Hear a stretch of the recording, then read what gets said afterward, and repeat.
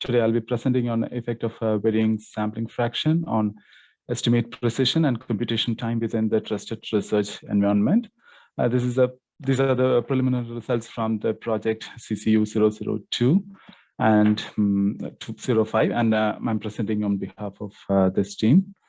This project is has used the data and analysis framework, which was used by the CCU 002 vaccine analysis. The analysis looked at association of COVID-19 vaccines with a major venous, arterial, and thrombocytopenic events. And this analysis used a Cox proportional hazard model to estimate hazard ratios for periods of after vaccination compared with the pre-vaccinated or unvaccinated person time. These models used data from all people with the outcome of interest and 10% random sample of people without the outcome of interest. This was done for the computational efficiency. And to account for this sampling of non-case population, the analysis incorporated inverse probability weightage.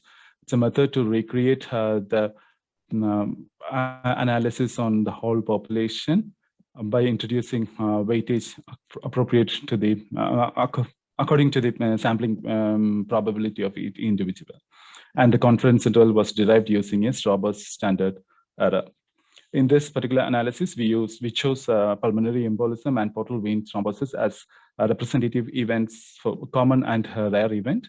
And we planned to repeat this analysis on varying sampling fractions. And we decided to create 50 separate random data sets for each sampling fraction, except for the 50% sampling and 20% sampling, where we limited it to 5 distinct random samples. We estimated change in variance, standard error, and computational time for varying sampling fraction. And we also investigated the change in standard error from this model with the change in control to case ratio. This table here we represent the hazard ratio and 95% confidence interval for different period, like week 1 to 4 and week 5 to 39 after vaccination, compared to the pre-vaccinated or unvaccinated time period. Unadjusted, age-sex adjusted, and maximal adjusted models were run separately for the different age group, less than 70 and greater than or equal to 70 years. And the model was also run for overall and male and female population. And here we are presenting the hazard ratio and confidence interval for the various sampling fraction.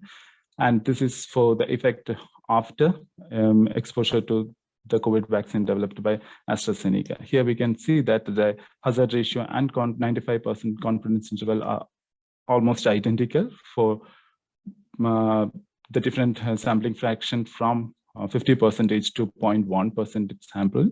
And the lower sampling fraction had a slightly different confidence interval. However, the change was on the second decimal space.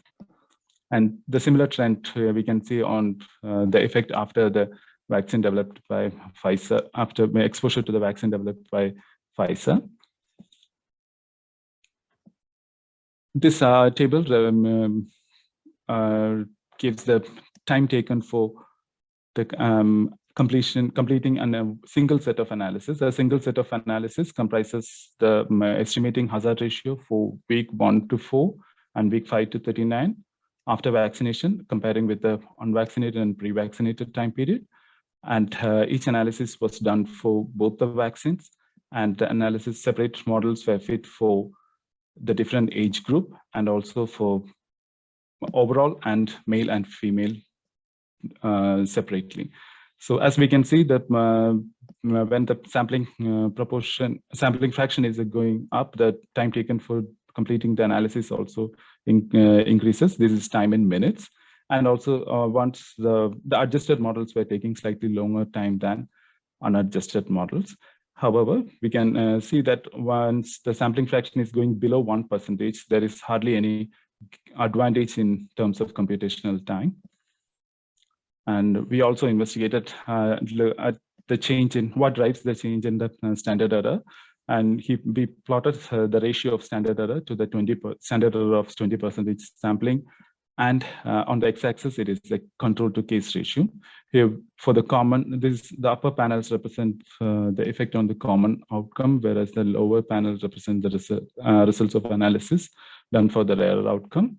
Here we can see as the case to control ratio goes from 1 to 10, the standard error improves, and there is hardly any improvement in standard error after the case to control to case ratio is going above 10.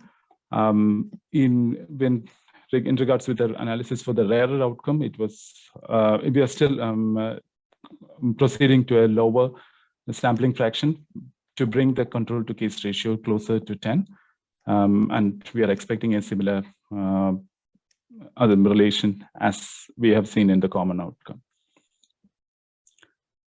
From the available results, to summarize the finding, the hazard ratio estimates and the 95% confidence interval didn't vary considerably from 50% sampling to 0.1% sampling. Lower sampling fraction takes lesser time to run, but with the diminishing returns for very low sampling fractions. The variation in standard error is driven by control to case ratio in each analysis, and there is no detectable gain in precision once the ratio goes beyond 10. So as every other project, this is also a collaborative effort from different institutions within the consortium. I'd like to extend our thanks to all those who are for their valuable inputs and continuous support.